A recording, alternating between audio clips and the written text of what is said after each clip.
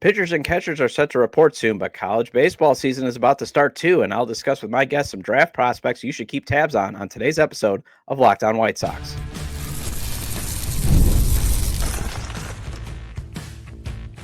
You are Locked On White Sox, your daily Chicago White Sox podcast, part of the Locked On Podcast Network, your team every day.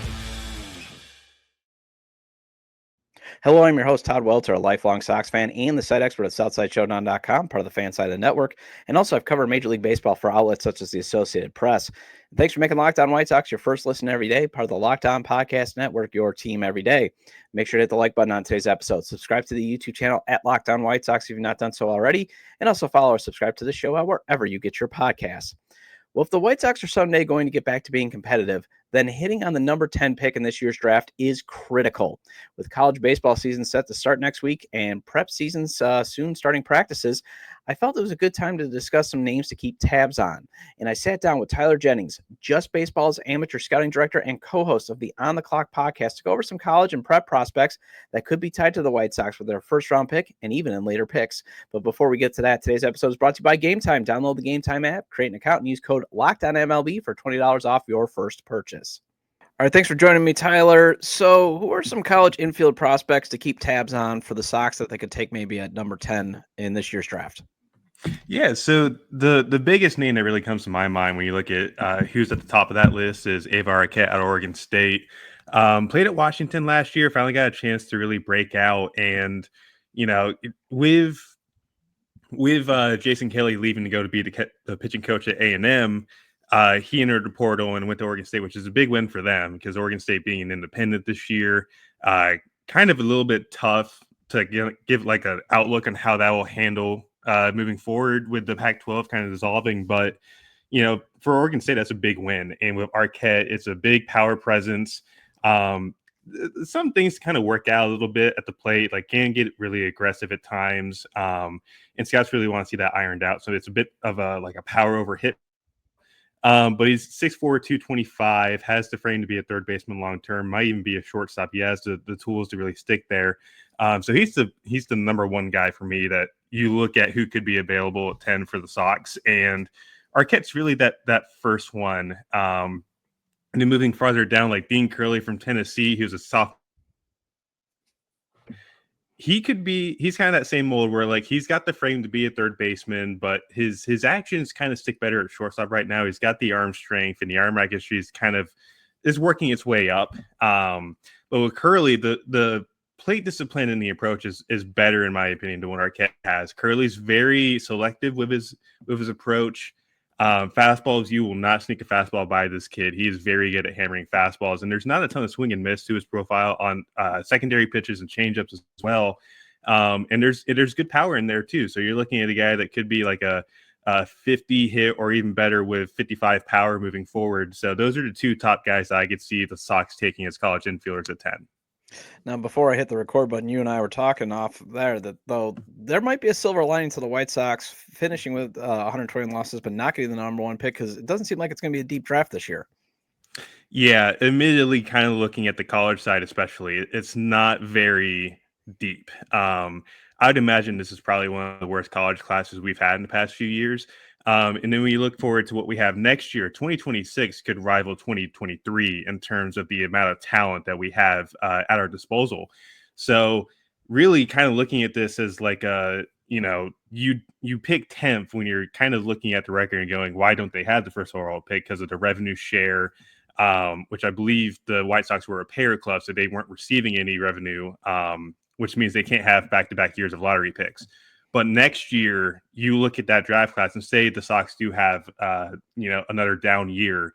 You're putting yourself in prime position to have a really good opportunity to take guys like Drew Burris or AJ Gracia on the college side. And there's a few high school guys as well that really stick out on the paper that could really, really turn heads. The first guy that I think of when I look at that prep board is Grady Emerson out of Texas. That could really be a high-profile infield type moving forward. Same with Jacob Lombard. He's a South Florida guy who's brothers of George Lombard. He was a first rounder in 23. So kind of just looking at that, it's a bit of a silver lining in terms of like 25 class isn't necessarily the greatest on paper, and then you look at next year where you don't have that revenue share hold on your team, and there's like 4 or 5 teams that are going to be limited by the revenue sharing too. Now that we've finally gotten past a few years from the CBA, there's a good chance that the White Sox do have a really good pick next year.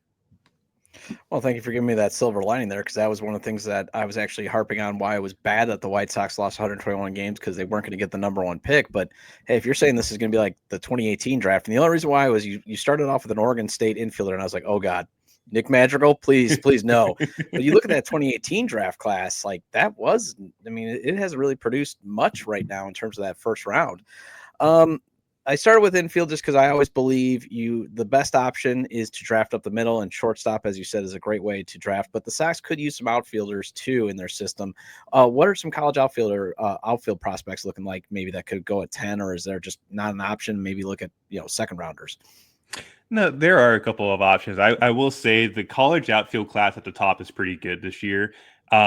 At this point, it's kind of tough for me to say like Jace Laviolette from Texas A&M is like a surefire to kind of drop a little bit. I still think he's at this point one of the top 5 players in this class. But you look at Cam Cannarella from Clemson, who last year played through a torn labrum for 50 some odd games and still produced at a pretty high level.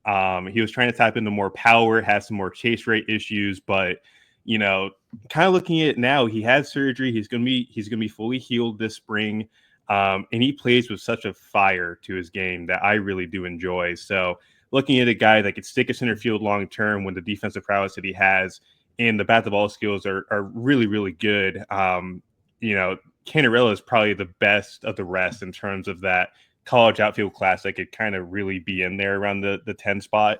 Brendan Summerhill from Arizona is another guy that really popped up last year, had a really, really good contact rate. It was something like 86% for Arizona.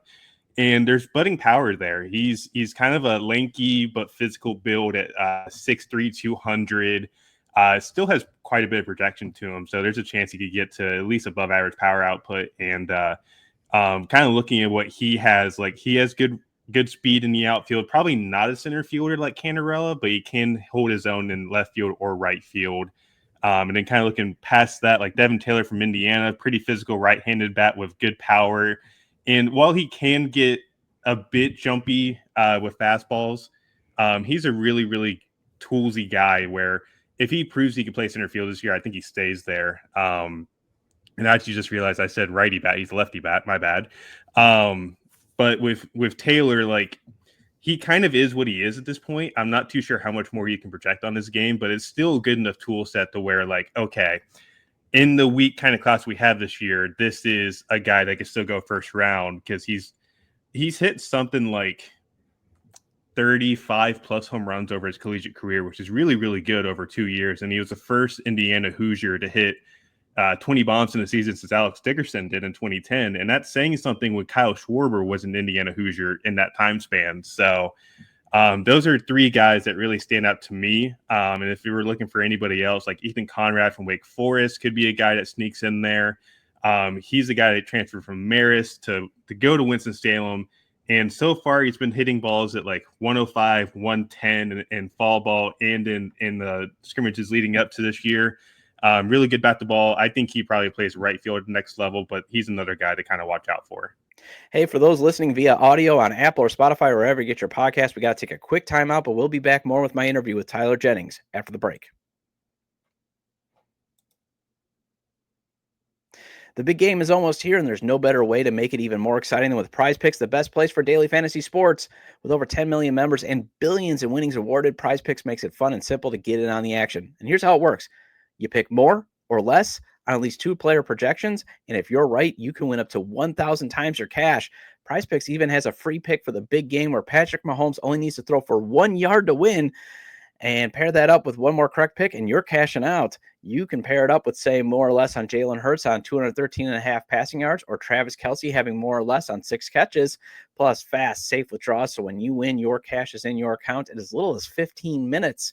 Check out the promo tab to tail any of the Super Sweet Millie winners big game lineups. And if you tail a lineup that goes 3 for 3, you can win a split of $1 million in promo funds. Download the app today and use code LOCKEDONMLB to get $50 off instantly when you play your first $5 lineup. That's code LOCKEDONMLB for $50 instantly when you play your first $5 lineup.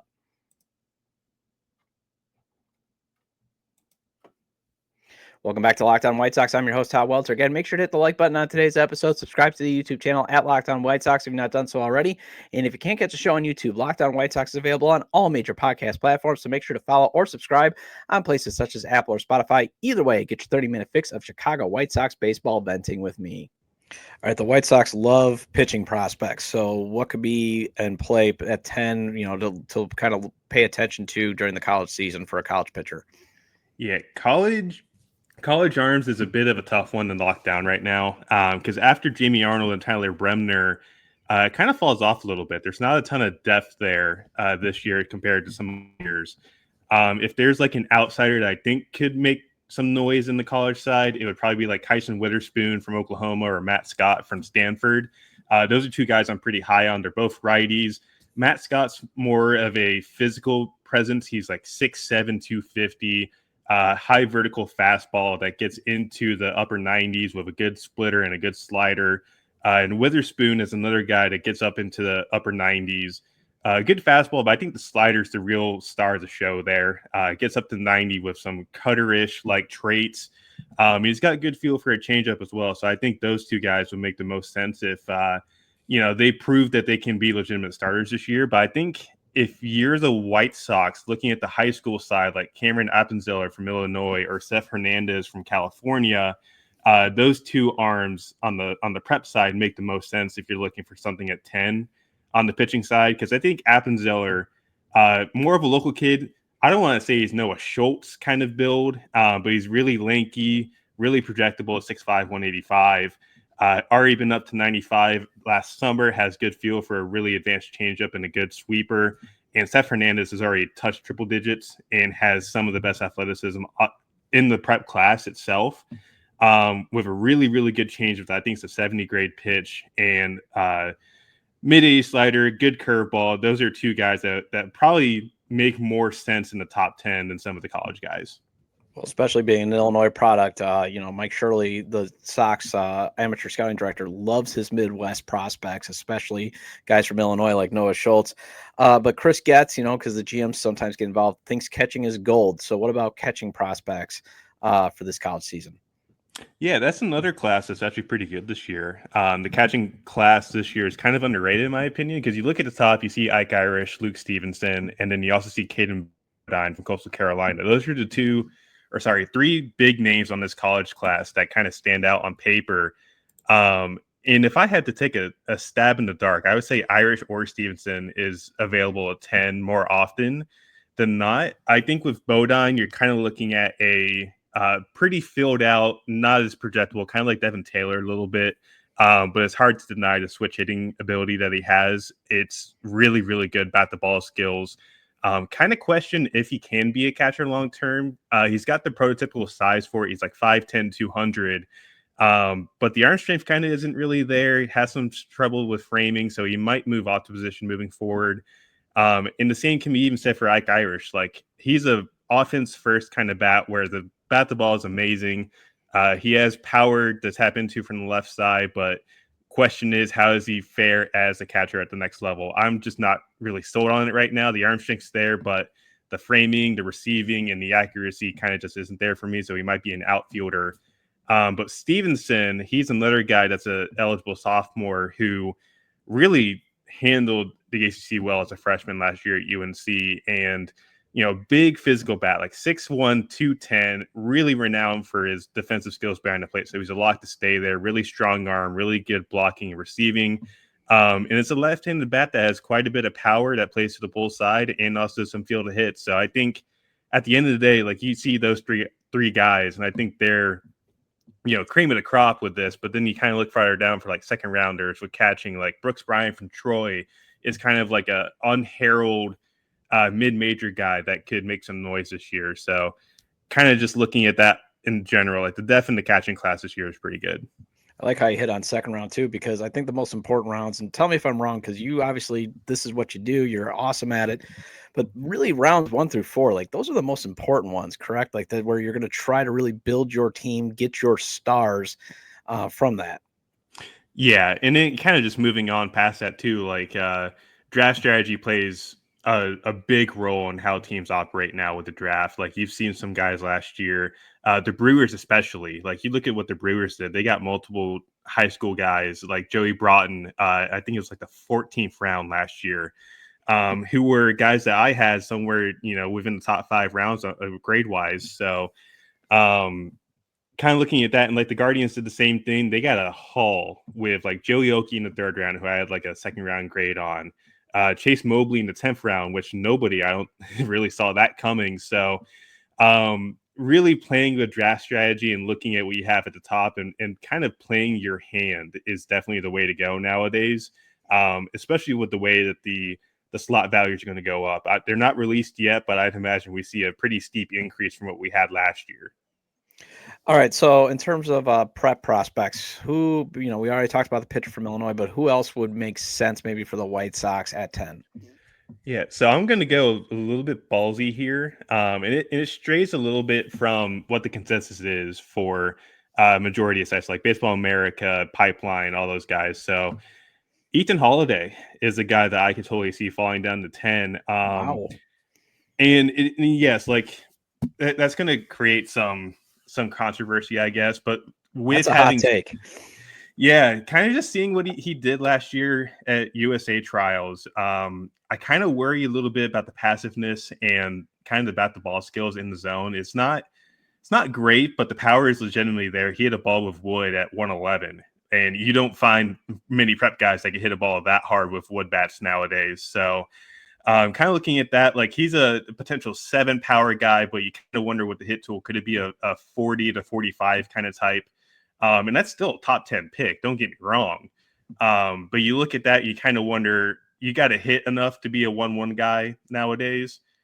And kind of just looking at what he's proven to us, it's not quite there yet. So unless he has a really, really good spring like his brother did a few years ago, I don't necessarily see him as being the number 1 guy in this class. But again, kind of looking at what he needs to do, I need to see the end zone contact to improve. I need to see him to be a bit more aggressive and kind of show that he can hit just more. I have no issue with the passiveness really because he does draw a lot of walks, but when you're getting 0-2 pretty quickly on guys and have their best stuff ready for you, you're not ready for it. That does create problems moving into pro ball because you're going to see more advanced stuff than what you see at the college or even the high school side. So would really like to see him improve upon that, but he's the kind of guy that, still a top 10 pick, but more of a back end top 10 guy for me right now.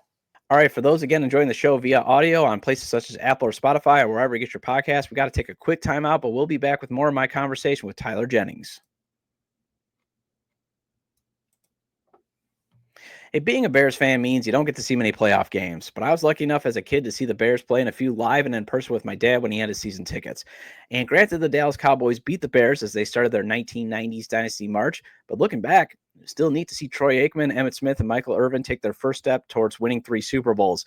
And if you want to catch major events live like playoff games, might I suggest using the Gametime app. Gametime has a new feature called Gametime Picks that makes getting tickets for events even easier. It filters out the fluff to show you only incredible deals on great seats so you don't have to waste time searching through thousands of tickets. And I'm always checking out the Gametime app for tickets to Marquette basketball home games, my beloved alma mater. Browse through the deals is simple, and I always find great value for all kinds of seats around the venue. The Super Deal was especially impressive, offering the best value for any of the Marquette Hoops events. The app's features like seat views before you buy, all-in pricing with no surprise fees at checkout, makes the experience smooth and reliable. Plus, the one-time ticket delivery and lowest price guarantee will give you a peace of mind. Take the guesswork out of buying tickets with Gametime. Download the Gametime app, create an account, and use code LOCKEDONMLB for $20 off your first purchase. Terms apply. Again, create an account and redeem code LOCKEDON MLB for $20 off. Download Gametime today. Last minute tickets, lowest price guaranteed. Welcome back to Locked On White Sox. I'm your host, Todd Welter. Shout out to all the everydayers. I appreciate your loyalty. Please hit the like button on today's episode, and I hope you have a great weekend. Recommend to your fellow Sox fans or baseball fans, friends, to subscribe to the YouTube channel at Locked On White Sox or wherever they get their podcasts, as this show is available on all major podcast platforms. Yeah, obviously you're the expert on this, but whenever I read about like high school prospects, I think sometimes too much is placed on the actual high school season. Wouldn't more of the area code season, or like you said in the trials season, that type of stuff, or the traveling, be more valuable to look at? Because sometimes you're just facing guys that they're not even going to be pitching like at JUCO. I mean, some of these guys are they're throwing 60 out there, like, and you're really looking at the guy like rake at 600-700 like that, like. Wouldn't it make more sense to kind of look at more of that type of stuff when people, because I think sometimes people, when they look at hitting prospects, they kind of get led astray by, well, he hit 500 at high school. Well, yeah, he's probably facing a guy that this is the highest level he's ever going to get to. Yeah, I will say this with the showcase setting. There you will be seeing the best stuff you see as a prep or a high schooler ever. The USA Perfect Game PBR tournaments that you see. You will run into the guys that do throw mid 80s, and they will more than likely get crushed. When we start to get into showcase settings, you're seeing guys that are going to be, in the 90s consistently, mid 90s. You might even see some of the upper 90s. Like, for example, again, Seth Hernandez, he touched 98 when I saw him in Cary against, it was against his own teammate, Billy Carlson. So, you kind of look at that, and in the summer, it gives you a good starting point to see how do they fare against advanced competition. So that's the way I kind of look at it. And then you look at what they do in the fall, and even sometimes the spring, like you see what they improve upon, what they change. That's the big thing for me, is seeing what changes over what you saw in the summer to what's going on in the spring. Like that's the big separator for me is, say a player like Holiday does have those issues during the summer and it's a down summer. How does he bounce back? How does he improve upon himself and his tool set despite facing guys that aren't the same level or caliber he was facing over summer? So it's an interesting dynamic to kind of work into. I do think there are some teams that do value a lot of the spring setting. I think prime example for me was like Khalil Watson a couple years ago. Hit tanks every single week. I got to see him up here at Wake Forest, but the thing that really stood out to me was kind of just like he's not taking pitches. He's really aggressive. I kind of wonder how that plays at the next level. So using that as an example, yes, he was a first rounder, but hasn't really panned out to what he has been, which sucks because I thought he was really, really good. But kind of just like looking at both sides of the table here, the showcase setting obviously gives you a better interpretation of what happens as they move into the pro ball setting.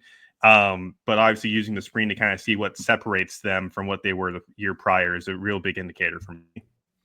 All right, so say you're not a huge follower of college baseball and you want to get into it this year. Who are some teams that, you should be kind of looking at this year? Ooh, that's a good one. So obviously the entire SEC, SEC and ACC actually are probably the two biggest conferences to start at. They're arguably 1A, 1B, depending on who you talk to around the country in terms of talent pool and just competitiveness. But kind of looking at some of the other conferences too, like the Big Ten is pretty good this year. And you look at Oregon, for example, who it's going to be an interesting challenge for them this year because they do have some really interesting travel schedules. I know they go to Maryland at some point, and then they have like a midweek at Georgetown sometime through the season. But they have some really underrated bats. Jacob Walsh is back. Mason Neville is going to have a pretty good year. Jeffrey Hurd comes back. And Grayson Grinsell might just be the best pitcher on the West Coast, or at least in the Pacific Northwest. So this Oregon team is very loaded, very good. And I think they've been on the doorstep for Omaha the past couple of years. I could totally see them kicking down that door, coming in like the Kool-Aid man, and taking college baseball by storm. You're looking at some of the other Big Ten teams like Illinois or Nebraska or Indiana. Those three teams kind of stand out to me and give me the idea of like there's a ton of offensive firepower in that conference this year. You look in Nebraska, Gabe Swanson's back. They've got a few good pitching prospects too, like McConaughey, I think is his name. I could be mistaken on that, but he's going to be highlighting that Nebraska that rotation. Luke Broderick came from JUCO. He's going to be really good. And then looking at like the Big 12, like Arizona is the cream of the crop, I think, in that aspect. But Oklahoma State's got some really, really good bats. Nolan Schubert's a guy that's going to go pretty high this year. And they've got some interesting arms. They don't have a ton of depth, but like Gabe Davis is going to be whether he's a swingman role or in a starting rotation role, he's going to be throwing high 90s with really, really good secondary stuff. I was looking at a guy last night, Sean Youngerman, who came from a D2 college, lit up the Cape this past year. Really, really good fastball. I wouldn't be shocked if he's a draft guy this year. Arizona State's got a ton of firepower this year. Brandon Compton really leads that way. Isaiah Jackson. But Ben Jacobs also leads that really, really good rotation. So there's a lot of stuff to go into those big four conferences, and that's not even talking about the mid-majors. There's a ton of mid-major firepower in like the SoCon or Conference USA. Dallas Baptist is a team that I'll get a chance to see next week when we go to Shriners in Dallas. But really, really good pitching. Andy Petitte's son is going to be presumably the Saturday starter there. So he's in college now. He's a sophomore. James Elwinger is going to lead the rotation. Grant Jay is the big power guy in that lineup. So there's a lot of firepower in college baseball this year. Whether or not you look at it from a college side or, a draft side, like it's very, very fun to kind of dive into everything. And I'm eager to see if Major League Baseball kind of like starts working with college baseball a bit more to kind of get more eyes on them.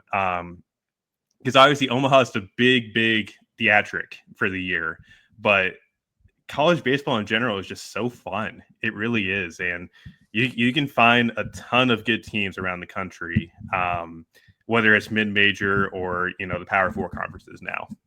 The only thing that I keep advocating that just doesn't make any sense now, especially with NIL, is why can't like Louisville provide the bats? Like I would love to have wood bat in, because like I do like watching college baseball when I get a chance, but it's still just can get hard because it's like they're still using. I know they're using now the hybrid bat, but it's like you would think now in today's day and age you would want to have a wood bat league in college, and I get that, and also especially how it sounds like the owners do, as you said, that they want to contract the minor leagues again and kind of force some of these high schoolers to go to college. You would think that, yeah, they would want to embrace that.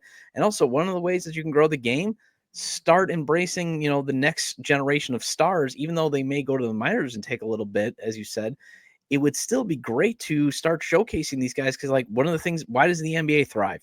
Because of NBA college basketball. These stars, you follow them, even if they're there for a year. Football, you follow them for 3 years to 4 years, that type of stuff. So I'm fully in agreement. I guess I'd still love to see these guys hit with wood bats, and I know they can go to the Cape Cod and the the other summer leagues, but it would just be nice to see that little wrinkle added in. No, I'm with you, and I wouldn't be shocked if in the next 5 to 10 years we see college baseball kind of go into that wood bat direction.